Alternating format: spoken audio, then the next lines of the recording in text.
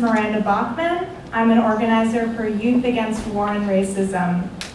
It gives me great pleasure to welcome you this evening to hear from Clarence Thomas, author of Mobilizing in Our Own Name and co-founder of the Million Worker March. We'll also hear from the organizers and coordinators of Million Worker March, which took place at the Lincoln Memorial in October 2004. Without further ado, Clarence Thomas.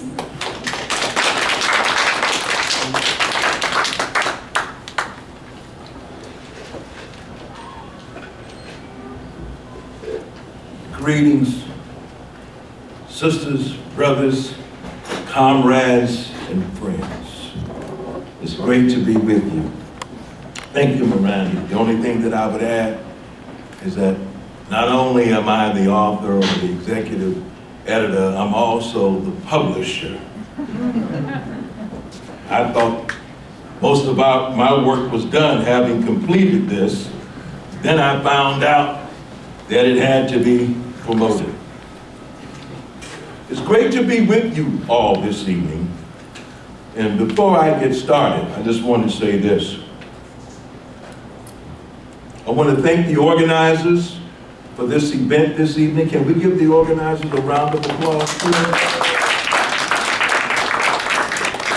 I would also like to acknowledge those who played a very important role in getting this anthology completed.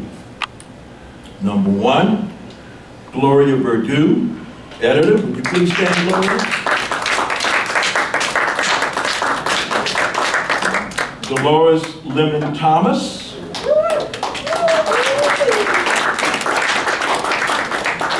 And last but certainly not least, the book designer, my sister and comrade, Leland Showenstein. Let's give her a round of applause. Where do I start?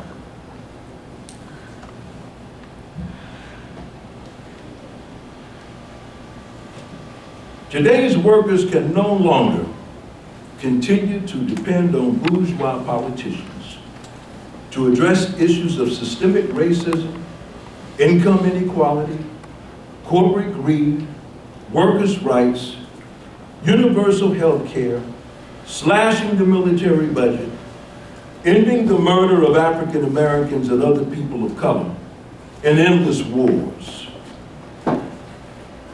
That is why the Million Worker March was initiated. I would not be standing here today talking about this great book if I did not acknowledge the wonderful work that was done covering so many of our struggles that was chronicled by Workers' World. Sister Monica, would you please stand, please?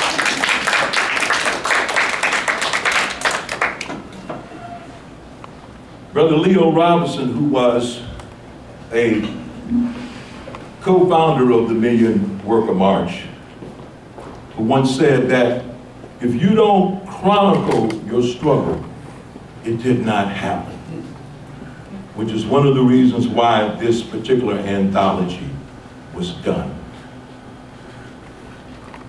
You know, I don't mind being truthful about things that I was involved in and their importance, because I believe that that was one of the main reasons why I had to do this anthology. I have been a part of so many historic actions on the part of the working class, what many would deem to be revolutionary actions, because there are actions that certainly fall within that realm. Long before there was a Million Worker March, there were activists and local 10 members, such as Brother Leo Robinson and others, who were involved in such struggles as the anti-apartheid struggle, refusing to unload cargo for South Africa for 11 days. That was a revolutionary action. Nelson Mandela praised the ILWU when he did his international speaking engagement, and he spoke at the Open Coliseum in 1989 and said, "I want to acknowledge the work of the International Longshore and Warehouse Union Local 10. He was on Robben Island at the time that he heard about this action. There is a slogan that is said in the shipping industry. It goes like this: the ship must sail on time. The ship must sail on time because the ship has to be able to get to the port on time in order for the intermodal process to take place. Cargo has to reach trains, trucks, planes before they are brought to the marketplace. And when you disrupt that, it sends ripples all through the interglobal, or should I say, the global economy." I bring this up because the Million Worker March was about freedom. It was about democracy.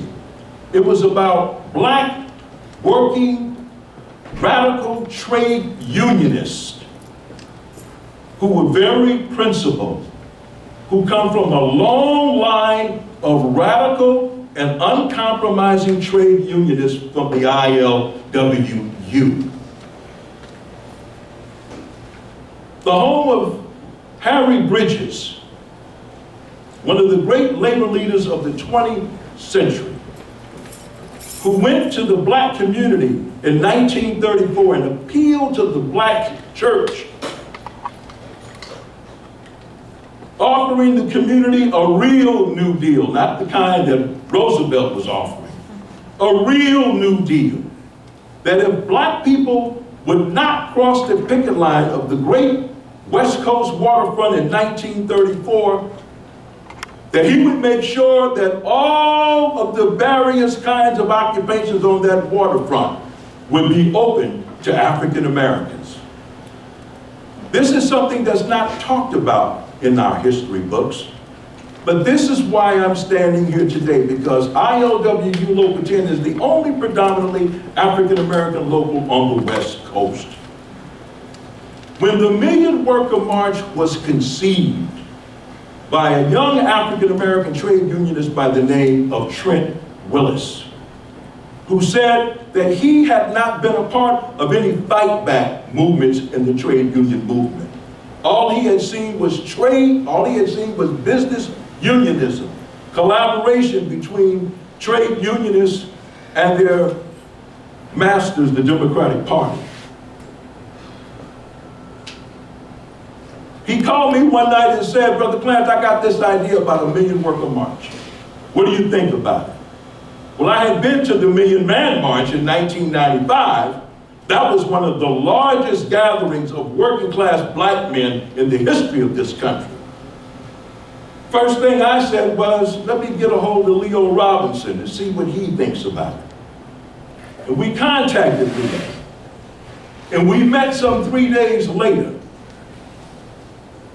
And what we discussed at my home was something that we knew was going to be opposed by the Democratic Party and the officialdom of labor.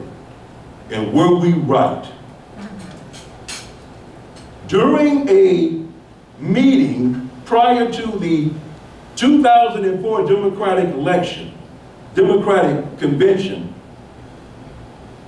in Massachusetts, specifically, it was the compound of the Kennedy administration, of the Kennedy family. They met on the weekend prior to the start of the Democratic Convention. Andy Stern was there.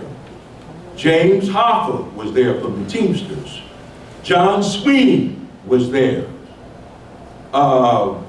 James Spinoza from the International Longshore and Warehouse Union was also there. And one of the things that they concluded was that the Million Worker March could not take place. It was at the wrong time. Doesn't that sound familiar?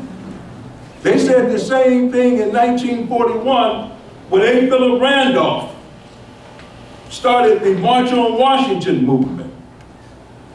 His goal was to bring 10,000 African Americans, we were called Negroes in those days, to Washington, D.C., demanding jobs in the defense industry and an end to discrimination in the military. Roosevelt cut a deal with A. Philip Randolph, and that particular mobilization did not take place. That's where the similarities between what A. Philip Randolph was attempting to do and what the Million Worker March organizers did do. We didn't call anything off. We did it. The AFL-CIO sent out an edict telling all of its members to ignore, do not contribute, or support in any way the Million Worker March. Why was that? Why were they so vehemently against this mobilization taking place? Well, I've had some 17 years to think about this, and we need to be very clear about something. The International Longshore and Warehouse Union has been called the Red Union. And the reason for that is because of the fact that we've had members of the party and other radicals and anarchists that have been in leadership positions of our organization. They have not forgotten about that. They never do. So this idea of the Million Worker March, even though we didn't use a lot of rhetoric or words that are normally associated with the left, we didn't talk about anti-imperialism. We talked about ending the war in Iraq and Afghanistan. We didn't talk about socialism, but what we talked about were the things that socialism provides.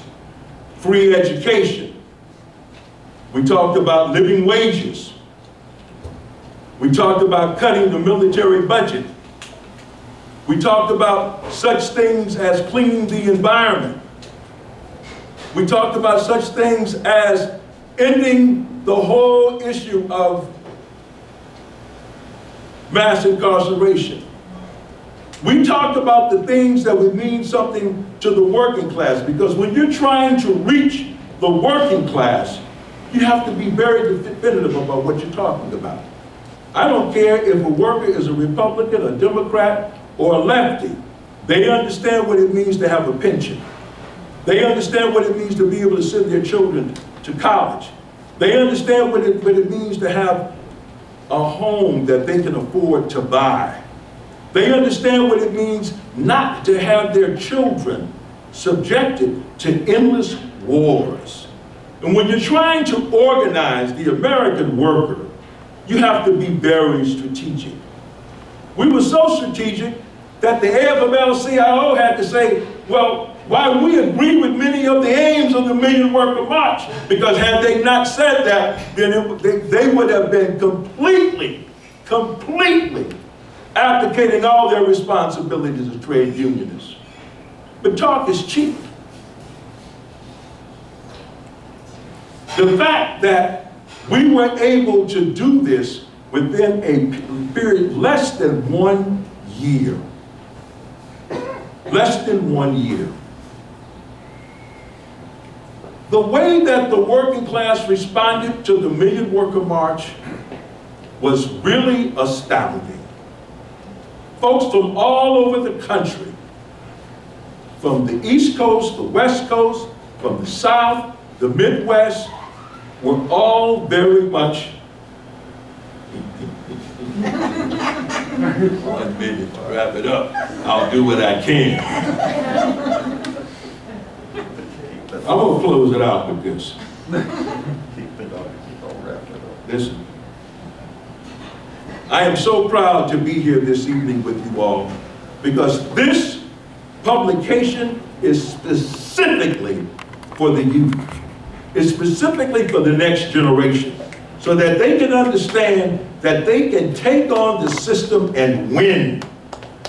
We need to have other unions duplicating what the ILWU Local 10 has done. Shutting down ports in support of Oscar Grant in jail for killing cops. Shutting down ports on the West Coast and in Vancouver, Washington, around the issue of ending the wars in the Middle East. Shutting down all ports on the West Coast commemorating June 10th, calling for the end of police repression and murder, calling for the end of privatization of public land. We're still on the long road to freedom, sisters and brothers and friends. But I'd like to quote Sister Angela Davis when she said this on June 10, 2020, before 15,000 people at the third busiest port on the West Coast, Port of Oakland. When the ILWU takes a stand, the world feels its reverberation. And this particular publication, which Mimi Rosenberg, just a couple of weeks ago, she says that this is an instructional book for future struggles. This book is accessible. This book provides how-to. This book was written in real time where struggles were being engaged in. Thank you so much. I had a lot more to say, but I gotta cut it off. I appreciate you all for coming, and please spread the word about this book. We want this book into schools. We want our children to be able to read this book and to know that it's possible to take on this system and that we have a right to the wealth that we produce. I'm sick and tired of all of this being so gleeful about the billionaire class and having people that think that they're going to join them. We ain't in no Powerball struggle. This is a struggle for the working class, the emancipation of the working class and self-determination for people of color. Thank you so much. Thank you so much. An injury to one is an injury to all. United we stand, divided we fall. An injury to one is an injury to all. Free Mubia, Abu Jamal. Free them all. Thank you.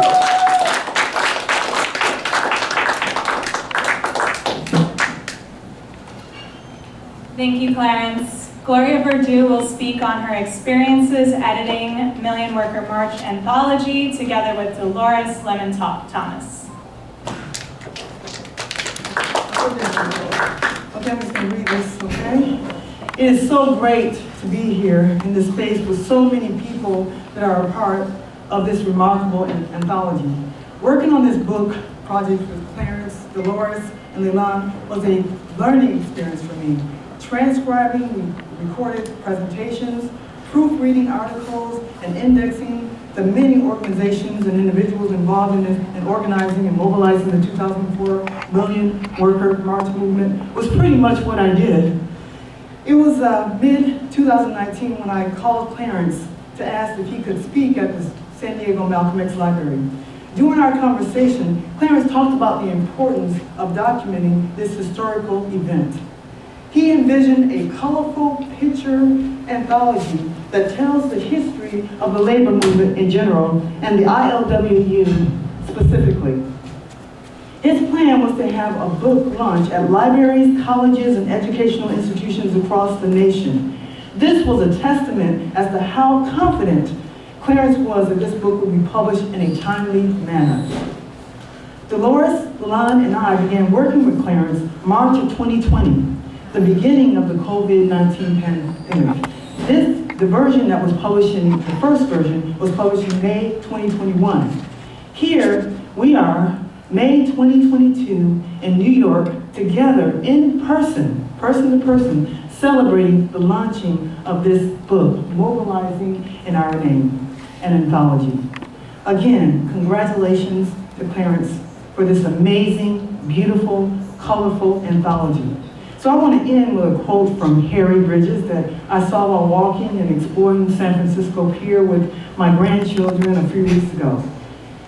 There will always be a place for us somewhere, somehow, as long as we see to it that working people fight for everything they hope to get for dignity, equality, democracy, to oppose war, and to bring to the world a better life. In the movement, we say every issue is a woman's issue. In the working movement, we say every issue is a working person's issue. Thank you. Yeah.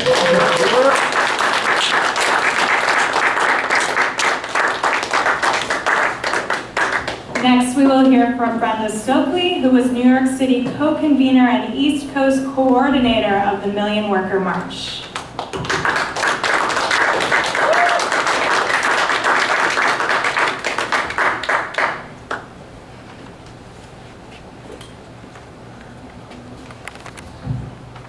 One, I feel this is a wonderful reunion. People that I haven't seen for so long, and I have so much love for them and what we did together. We all know this, but there's a brother here who found out about the book through one of his mentors. And I want you to stand up because I'm talking to you tonight, because we all know. All right, brother. Thank you.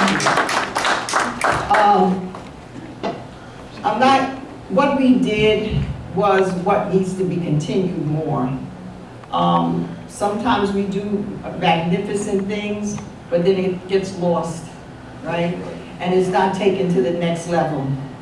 The next level is to convince people that they can win and fight this devil.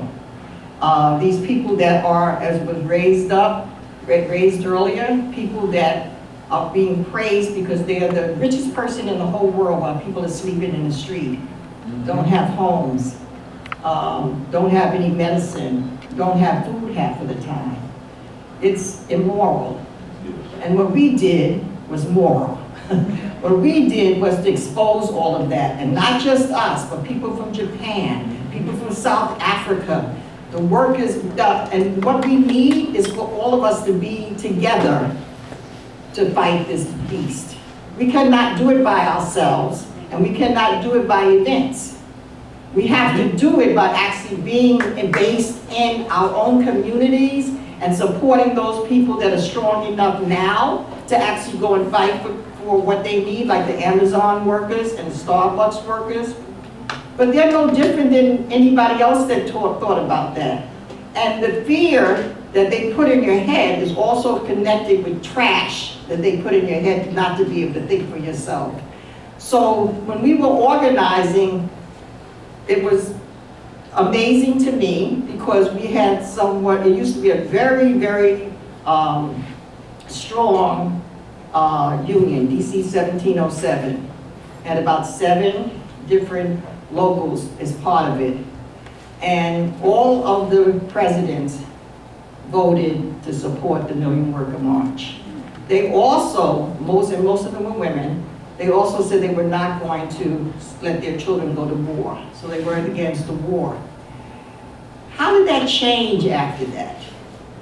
It changed because of the business unionism, where they think all they have to do is give somebody a cap, a t-shirt, get them free places to go to conferences, or go to $100 meals and everything. So they actually put trash in our minds. And they have people vying for positions in the union, staff positions, and the ones who are really the strongest is the rank and file. But they don't know that they're the persons that have the most power. Staff people can be fired any minute. You can't fire your rank and file person, right? And so we need to find more and more ways in terms of actually sitting down and talking with, and I think a lot of that has been done around the Amazon, a lot of support from old timers as well as from, but it has to be intergenerational, it has to be with people from all lands, people that came here. It cannot just be us just talking to ourselves. The other point that I wanted to raise up too, which was significant, was that, and Clarence mentioned to it, most of the business unions weren't going to let their people go We stayed up all night, Johnny knows, and some other sister now that's not here with us anymore. We stayed up around the clock because people who were rank and files said, my president is not going to pay for us because we get on the bus. And so that was another thing. But all of these, it's like something that's bubbling up now. And we need to nurture that. We need to nurture that to help people put one foot forward, because like someone like myself, I knew what was going to happen. And I used to tell people, come to our union as much as you can, because you know I'm not going to be in office for 10 or 15 years. I knew that. And so we have to help people understand, if you're going to stand up for your rights, you're not going to get a lollipop, you're going to get a kick. You're going to get dumped. That's right. You have to know that. But you also have to know that it's in your best interest and everybody else's best interest for you to be strong and not let them intimidate you. That you go and do work with other people and convince them not to be afraid. They might not talk to me, but they might talk to him because they know him. And so we have to have people, there are activists in every community, and that's where people go to. Those people, if they need help, those people, if something's going wrong and they need a backup for them. Also, that's the same things in jobs. There are people that are leaders in the jobs. We have to support them and help them get around to other people. I know that we've wrapped up, but I hope that we have a chance to have some discussion about this. And really, I didn't want to go into everything that everybody knows happened, but I just think what we need to be doing now moving forward. And thank you for letting me speak.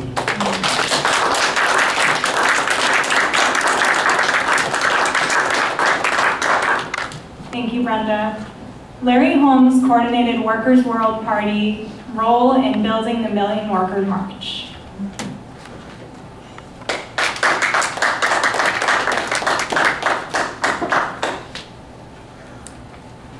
Good evening, comrades. I'm glad we're having this event. I'm glad to see all of you again, my good comrades. And I want to thank Clarence for writing this anthology. It needed to be done.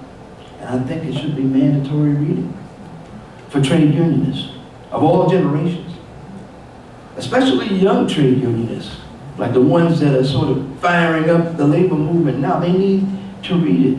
Next week, I'm going to bring a couple of copies over to the ALU, give one to Chris Smalls.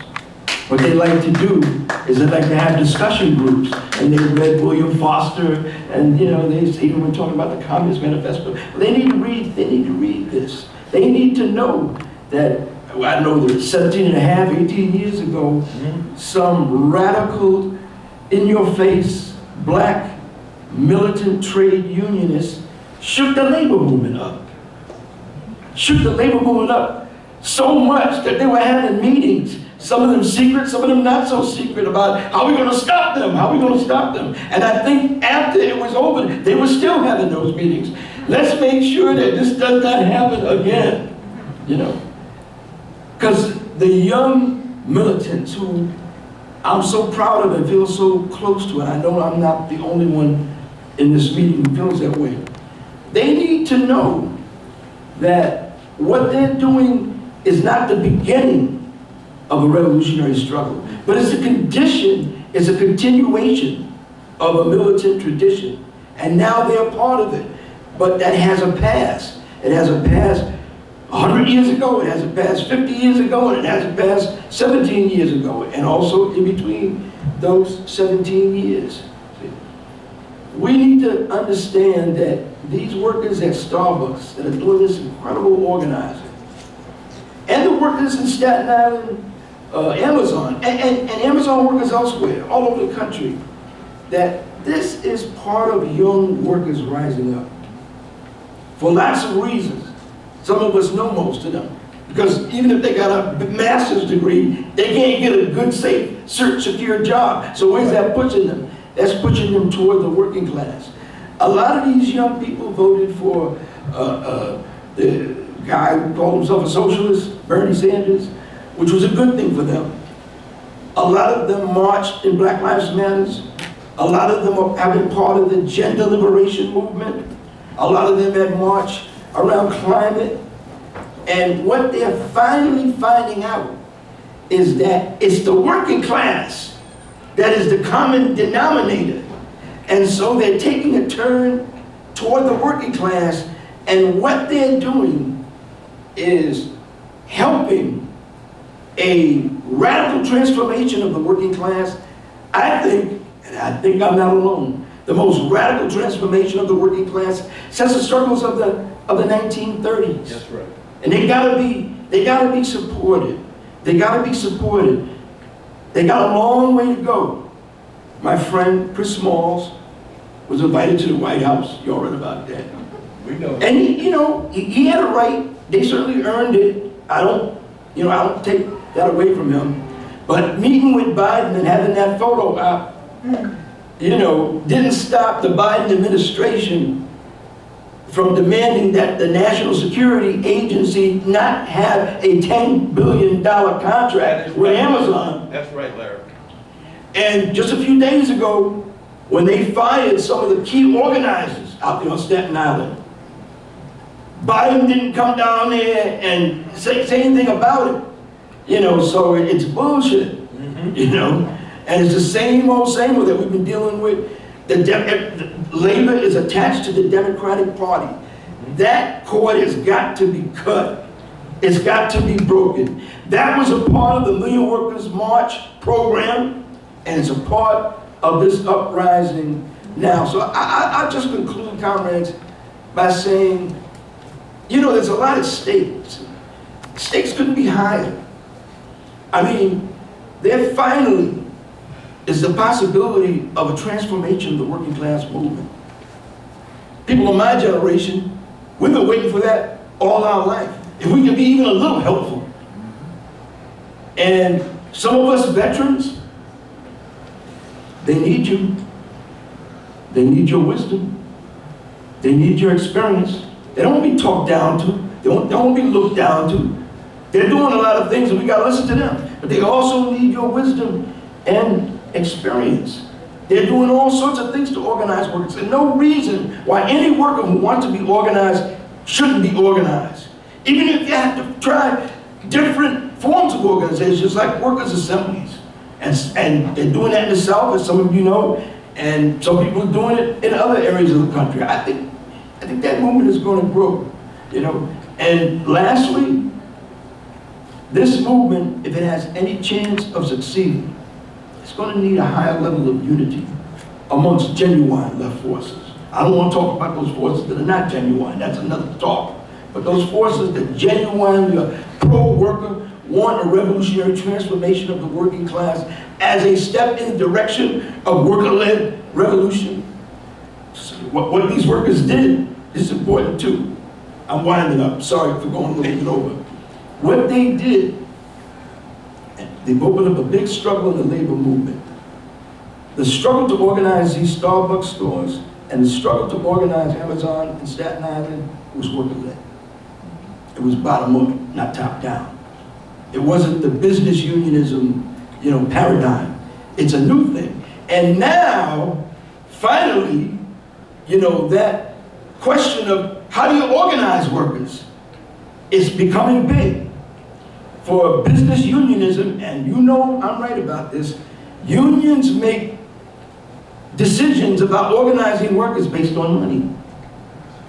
Not based on need, not based on movement. And that's not the only reason, but that's one of the big reasons that a lot of workers are not organized. Now the movement is organizing workers wherever they are. We got to help it. Thank you. And thank you, Clarence.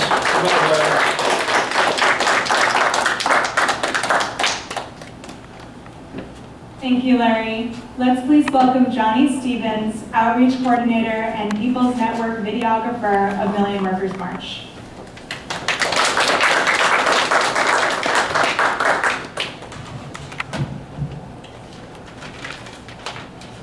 Good evening, everybody.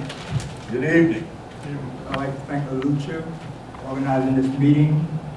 I'd like to thank Clarence Thomas for bringing forward this book as a tool that we could further this very important movement.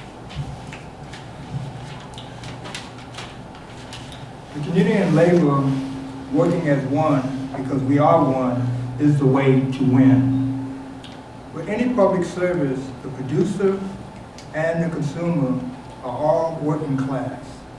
In the case of the school transportation, 150,000 students who need school buses due to disability or temporary housing situation. Closer to the mic. 150,000 New York students who need school bus services due to a disability and temporary housing situation who are distant from their school. Anytime a school bus route has been assigned or has no driver or is crowded or is late, students miss their human rights and civil rights to get the same education as someone who lived next door to school. Since 2010, our family and I have been organizing parents to improve school transportation, PIS, to impose this resource inequality. The sparks to the school bus workers shortage is not the pandemic, but the private ownership of what should be a public service. Mobilizing in our own name shows that privatization, union busting, racism, and sexism all goes together.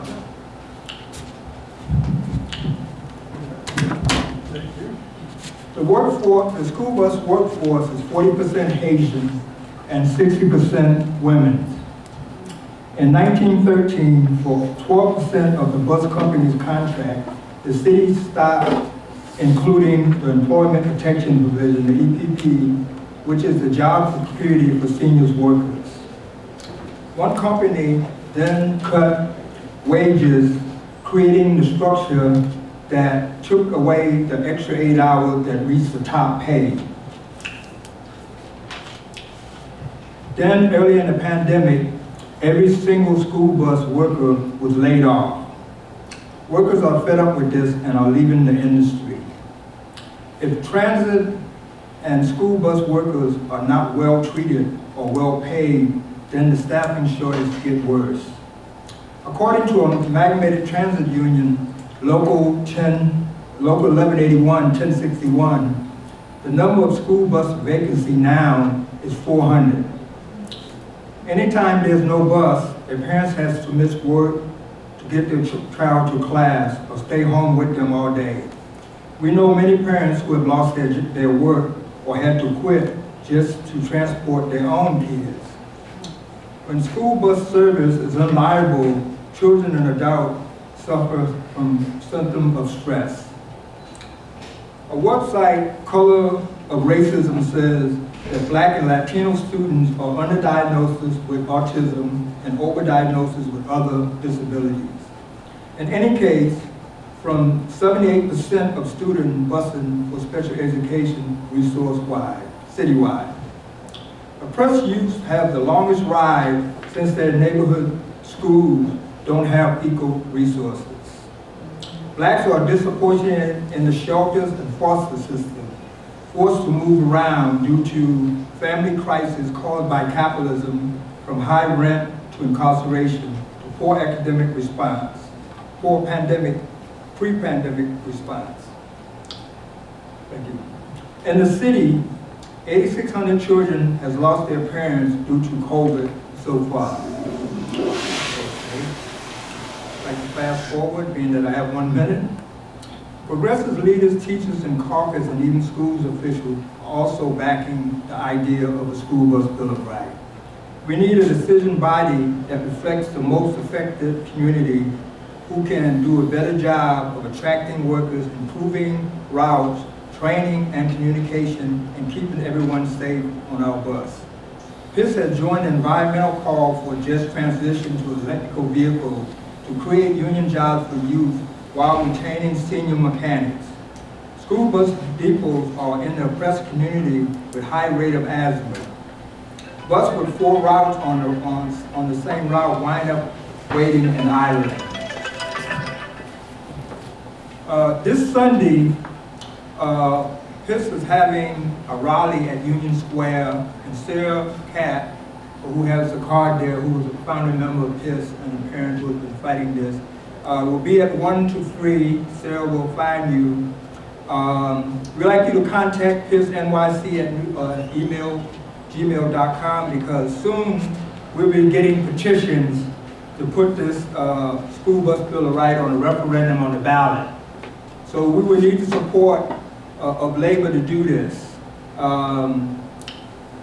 This type of campaign has worked in the past, we know, because in the Bay Area, the Coalition of Black Trade Unionists, the Teamsters, and the Longshore Workers got together and did Prop J, which is the investment from South Africa, the investment from the colleges.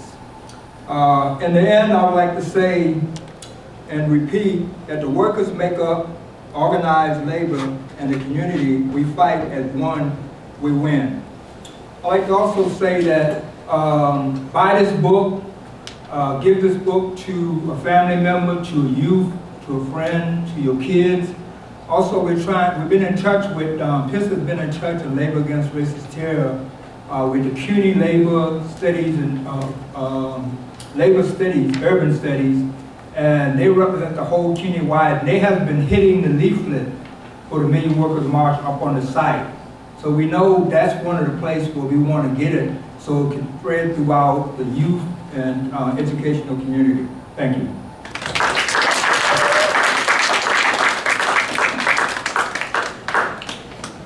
Thank you so much, Johnny.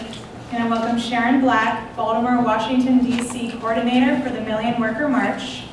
She is presently an organizer for both the Unemployed Workers Union and the Maryland Amazon Workers Union, and also a writer for Struggle Lucha.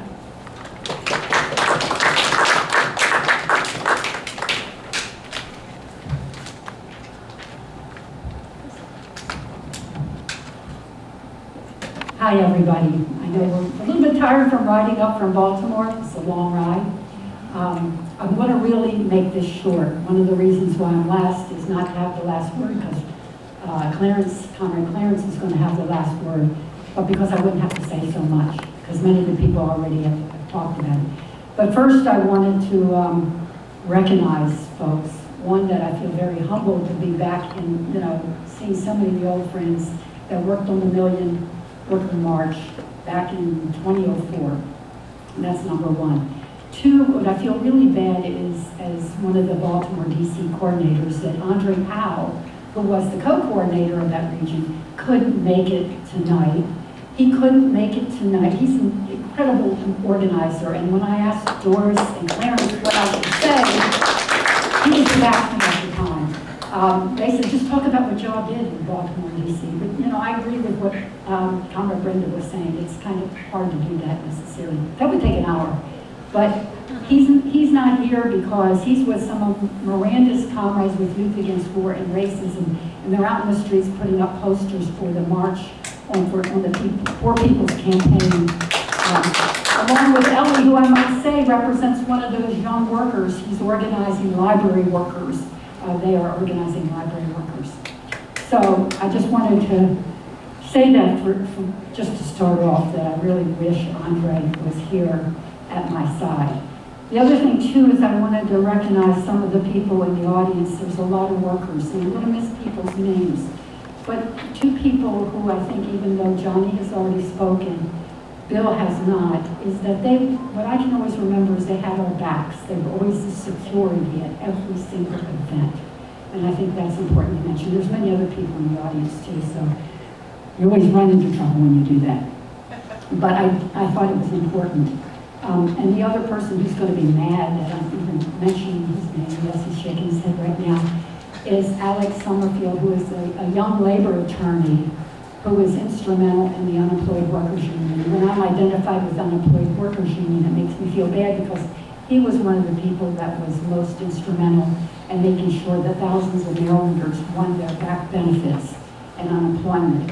People probably saw that struggle. And he's also one of our lawyer advisors with the Maryland Amazon Workers Union, which took its lead from Staten Island. We learned a lot from what people in Staten Island did. We had been in touch with RDSWU, and then ultimately the workers decided to take a similar course there. So I just want to end by just two quick things, because it's been said by others before me and probably much better. And that is that history is not just, little events here and there. History is dialectically a continuum of struggle. And when I was contemplating on the Million Worker March, I thought that there were two major things that were the most important. One is that it was an independent workers' movement, independent from the Democratic Party. Others have said it better. And also that it was Black-led, which is very, very important as one of the most revolutionary movements in this country. It was a revolutionary movement, really. And it has its direct link, and there are links to what's taking place today, not only with the Amazon workers or the library workers or, Starbucks, but many other places that are erupting that we don't always hear about, including the mine workers that are just an hour away from the Amazon workers in, so anyhow, we'll wrap up. Anyhow, those things are directly linked. And it's important that we study history because you can see the continuum between all of this. So I'll just end by saying, an injury to one is an injury to all. And that is literally our theme that we did bring our unemployed workers union t-shirts. And I'll just end this. Unemployed workers are workers. That's right. So I'm going to end with that.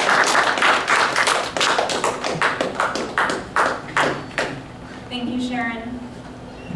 Now we'll give an opportunity by the real Clarence Thomas to sign books. In your program, you'll see a slip that you could fill out for a signed book. Feel free to chat with organizers and coordinators of the Million Worker March. The struggle continues.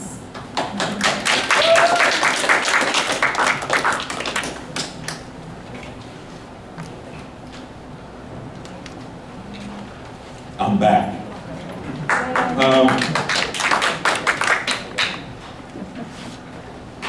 It's great to see sisters and brothers and comrades who helped make the Million Worker March possible here today. What appears to be good health. I always say people in the struggle seem to live a long time. It's because we were optimists and always engaged the struggle. Let me just say this. Right on April the 29th in Oakland, California, something very historical took place. Members of the Oakland Educators Association, the OEA, which make up the teachers in the Oakland Unified School District, along with members of the ILWU, Local 10, 34, 75, and 91, refused to work that day in solidarity around the issue of schools, labor against privatization. These are some of the same organizers who initiated the Million Worker March.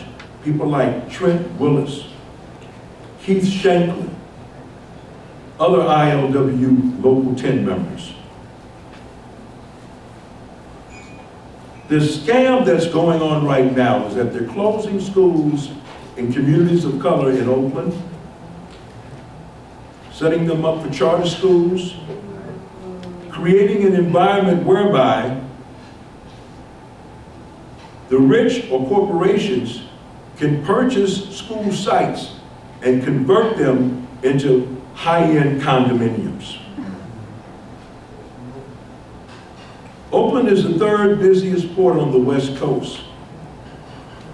But in an indication of the crisis of capitalism, there is a right-wing billionaire by the name of John Fisher who owns the Oakland A's, the Gap, Old Navy, and a whole bunch of real estate, is trying to build a 34,000-seat baseball park, 3,000 what I call skybox condominiums, where you can watch the baseball game from your condo, a 400-room hotel, 1.9 million square feet of commercial and retail space and other recreation facilities at Howard Terminal.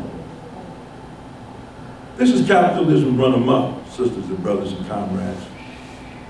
But I'm proud to say that this groundbreaking alliance involving teachers and dock workers working together, this is how we make real change in this country. Yeah. And I just like to tell you this. Not only did the teachers not work for 8 hours, but the longshore workers didn't work on the day shift and didn't work on the night shift because there was a community picket line that assembled at the port, reminiscent of what took place during Occupy. The struggle continues. And I'm so glad to see our young people like Shaquille and others who are here tonight. Because this book is for you. Many of the lessons that are learned from our struggles is in that book. And we're looking to you to make sure that that book gets into the right hands. That's all I have to say right now, but I understand there's going to be some questions. Anyone have any questions?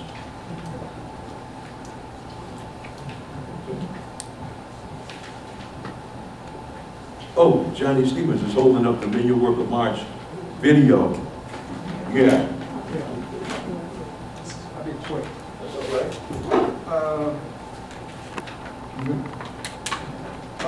This is the Million Workers March video. Clarence Thomas has this up on the website, so we have been using it, but it's just to show the continuation of the tools that we have been able to gather, like this book. The book is a first-hand tool, and what I would like to do and get the endorsement to further this type of work is to make another short video of the Million Workers March movement, following up the work that's happening now and the struggle that's happening now, and years later, and which show the reality like the book is following. I think it will be very helpful to do this again. And I would like to thank Joe Friendly, who actually worked on this video and afterward reorganized and actually put a lot of it up on the website, a lot of hard work for the work that he has done preparing and helping produce this particular video. And the longshore workers and the Teamsters and the Million Workers March that actually paid for that very important work, which they had very little resources, which got out one of the first tools that we had to work with the campaign. Let's follow this and look forward to another video in 2023. I hope.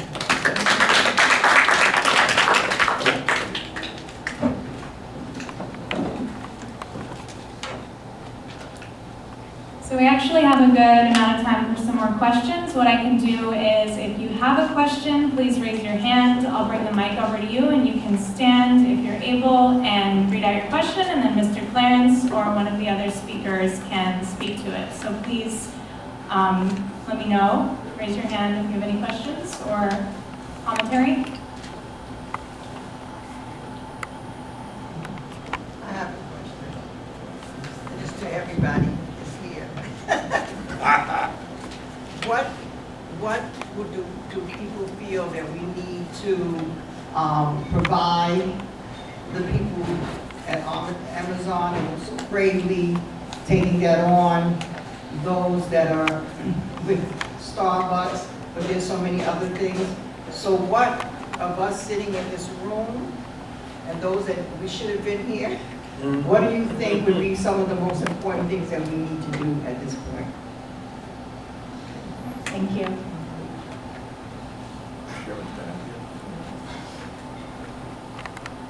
Because this is, I'm really like to have this kind of dialogue because I think it's important. And I can only speak about Baltimore and the Maryland region. One of the biggest problems for organizing inside of Amazon is it's a 6-month turnover. People are constantly either being fired, eaten up by the exhaustion of the work, and they leave and they come and they go. So one of the things that became very important for us is really creating the kind of community atmosphere of really organizing our workers. Because we found out very quickly, and this has been a 3-year effort, that really everybody knows somebody or has somebody. And I'm talking about Baltimore. It could be very, very different in other places. A relative or a friend or somebody that they know that has worked with Amazon.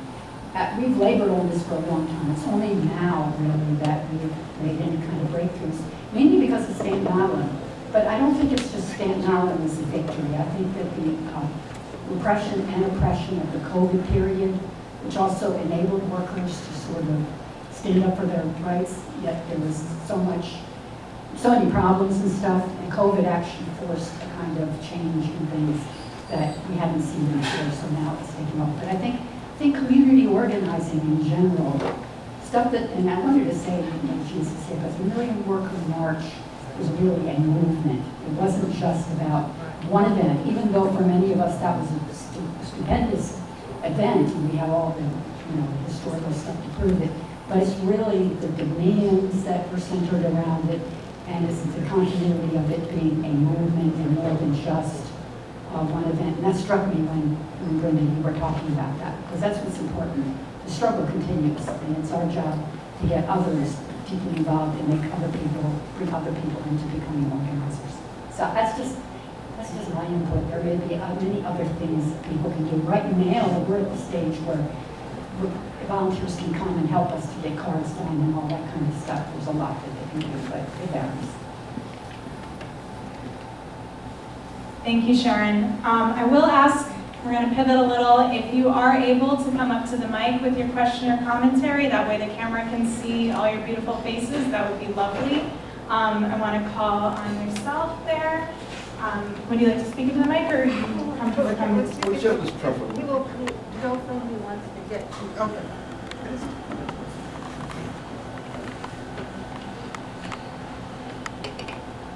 I just wanted to make one recommendation, and I think that there will be a lot more people here if it wasn't for the COVID situation. And what I want to suggest is that maybe to have a webinar, organize a webinar about this book, because I think there is a potential to have hundreds of more people, on the webinar, and you speak and others speak about the significance of this important struggle and its implications for what's going on today.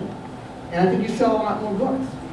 So anyway, I just wanted to make that recommendation when it is, possible. We'll be glad to help with getting the word out about that. Thank you. Okay. Thank you. Mr. Larry?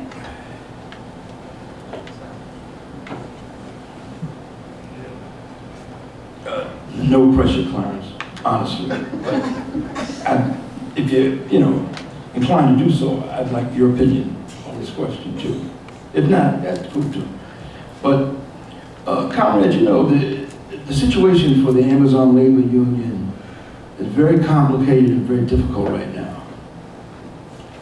Most of you have been around long enough not to be surprised by Democratic Party politicians who didn't care about ALU or Chris Smalls a couple of months ago, when it was just some hardline communists that were supporting him, Now they're besieging him, and that, it's a complicated thing.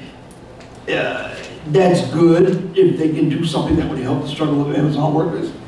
But there's the bad side. They're trying to co-opt it. They're trying to make sure that this movement, this incipient revolt of young workers is controlled. It's controlled and brought into the Democratic Party, the graveyard of all independent movements. In the meantime, their situation in Staten Island is, wow. I mean, Amazon, they were so shocked by this victory at the JFK, facility of 8,000 workers, that they threw the kitchen sink at the smaller facility of 1,500 workers. Mandatory meetings, round the clock. And the only way they could win is basically the momentum based on the first victory. That's pushed them back a little bit. And, make no mistake, Amazon wants to crush the ALU and wants to reverse what happened on April 1st. And what those workers have to do, and Chris knows this as well as the other wonderful leaders of that struggle, many of whom are radical, by the way, they have got to prepare their workforce to do the two, to walk. They can't do it now. They're not ready. It'd be a mistake. But they've got to. Amazon will crush them. I mean, more has to be done. The other Amazons that are being organized, and the workers' movement should have fewer and fewer boundaries and things that sort of, chop it up and dice it up. Hopefully a new workers' movement will address that. But I'll tell you this: it's not too early for revolutionary forces to start thinking about strike support. Maybe, sort of like a network, an emergency, some solidarity response network, so that when the workers start striking, in some Starbucks, they already did it, short strikes one day, when there's a big struggle, as there will be eventually in Staten Island, those workers know that workers of all generation and all circumstances, retired, every race, every gender, speaking every language, are in support of them. I think that this is going to become decisive, even if initially, the support is more sort of symbolic. It's going to become decisive.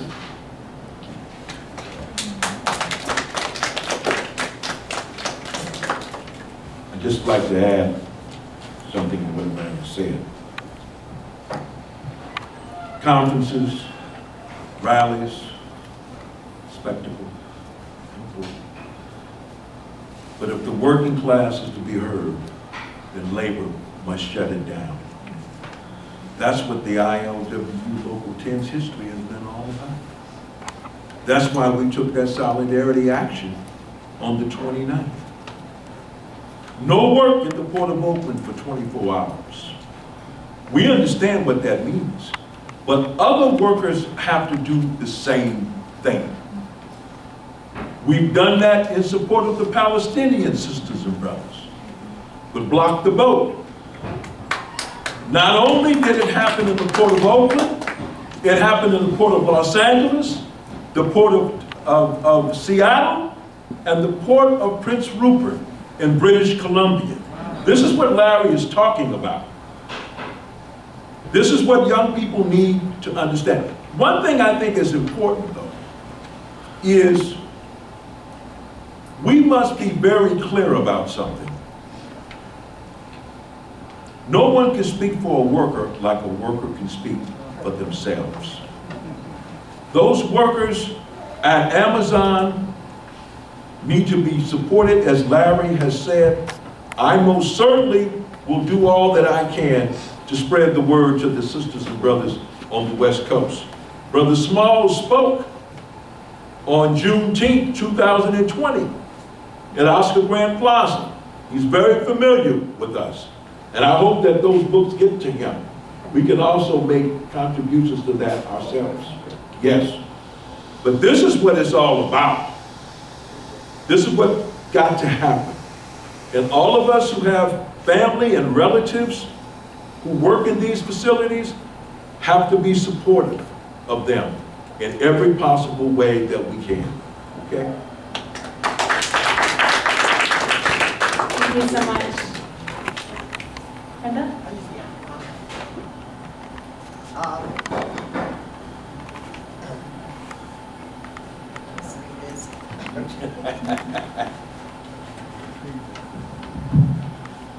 What I didn't hear is what we need to do with these bosses in our unions.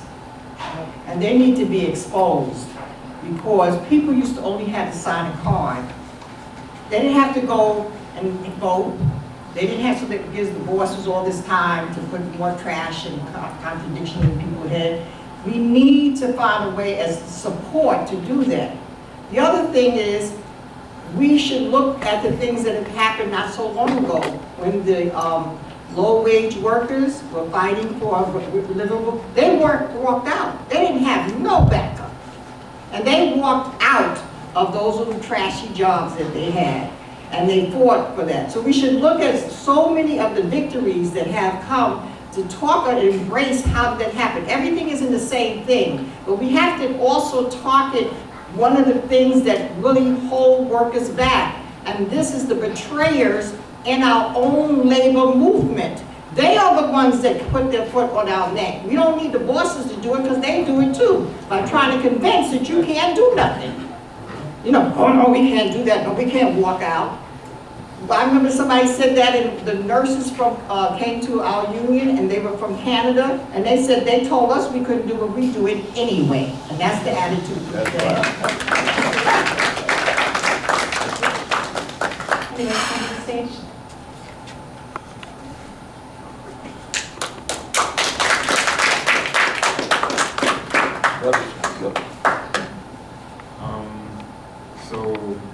To answer the question of what we could do to support the workers, I think one thing that I've been seeing for the past like a year or two, especially since COVID, has been like mutual aid networks. So that's what like my organization, me and my sister, and like a bunch of people across everywhere have been doing more. I think there needs to be the organization and like these strategic like movements and actions against you know, various different things. But I think, and also I think that when you have the mutual aid there, that network there already, then you can sustain strikes and like a general strike across the country. And people don't have to worry about going back to work or about housing. And I think if you look at what happened with COVID, or you guys talked about Katrina, I saw it in the book, and tons of different efforts to support people. I think when you look at it, a lot of times when we're in situations like this where people are under stress or unemployed or struggling, people think that it's the government that steps in, but oftentimes and every time it is like the working class that steps in to like mobilize and support each other. So I think having that there, we saw during COVID again, another instance, they don't care and they will gladly let us die if it comes down to profit, but we won't let that happen to each other. So I think just like making sure something that it's not when something happens now we are mobilizing together and organizing and setting up those networks. Something that's already a practice that we've been establishing over years, I think, puts the work in a good place. Thank you, Shaquille. Any more questions? Yes, please.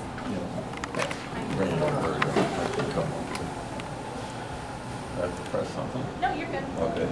I don't know enough about this, but Brother Clarence talked about the importance of transportation and longshore in particular for stopping production and so on. Maybe somebody else knows more, but as far as I know, in some parts of Italy and Greece, transportation longshore workers refuse to load weapons for the reactionary government in Ukraine. So if anybody has any more information on that, I think it would be important. Thank you. Clarence, would you like to speak to that, or anyone else?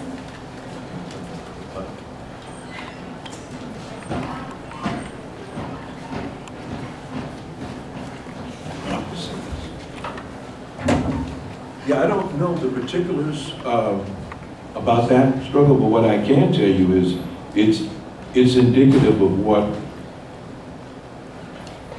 international dockers are aware of. Going back many, many years, back in 1935, when neo-fascists invaded Ethiopia, it was a community picket line in San Francisco, and we did not cross it because we were loading nickel and other metals to Italy. That was disrupted. Then in 1939, when Japan invaded Manchuria, community picket line was assembled because we were sending scrap iron. Harry Bridges said that scrap iron that we're sending could be used on American GI some years later. And so what happened was Franklin Delano Roosevelt told Harry Bridges, you need to stay out of matters involving U.S. foreign policy. Bridges said that's our right as citizens to do that. So to the comrade's point, that's the power of the working class, specifically at the point of production. What Larry talked about with respect to solidarity action from other unions, I know I can't speak for the Teamsters, but there are other transportation workers who are going to have to put their money where their belief and their actions where their beliefs are. People have been talking about organizing Amazon workers for a long time. And it was Amazon workers themselves in Staten Island that made it happen. So we need to be very mindful of that. We can do what's necessary to change the conversation in this country. But it's going to take people assuming some risks. That's why that book is so important to get out to people, to let them know that we can struggle and we can win.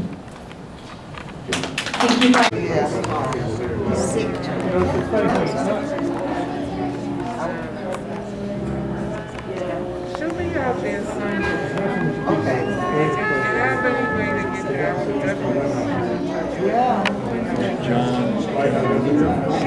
And I'm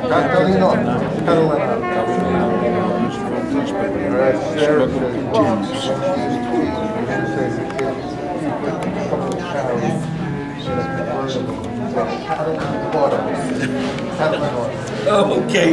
Thank you so much. All right now. Thank you for coming. All right. Take care now.